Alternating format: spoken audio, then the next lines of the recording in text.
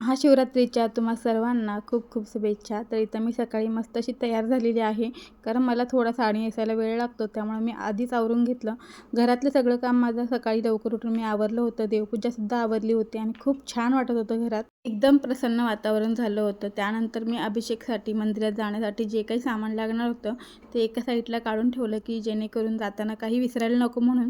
सासूबाईंना सोबत घेतलं आणि आम्ही दोघं मंदिरात जाण्यासाठी निघालो. गावातल्या मंदिरात खूप गर्दी असणार म्हणून आम्ही इथल्या टेकडीवरच्या मंदिरामध्ये आलो.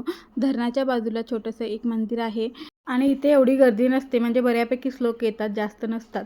आणि त्यामुळं मग आम्ही इथंच येतो दरवर्षी. गेल्या वर्षीसुद्धा मी याच ठिकाणी आले होते. मंदिर कोणतंही असो, देव सगळीकडे एकच असतो. मग या मंदिरात आलं काय आणि गावच्या मंदिरामध्ये, मोठ्या मंदिरामध्ये गेलं काय, सगळं एकच. फक्त प्रार्थना मनापासून करावी लागते. तर इथं आम्ही पूजा वगैरे करून घेतली. एक 15-20 मिनटं बसलो आणि मग घरी यायला निघालो. चला पुन्हा भेटूया नवीन व्हिडिओत.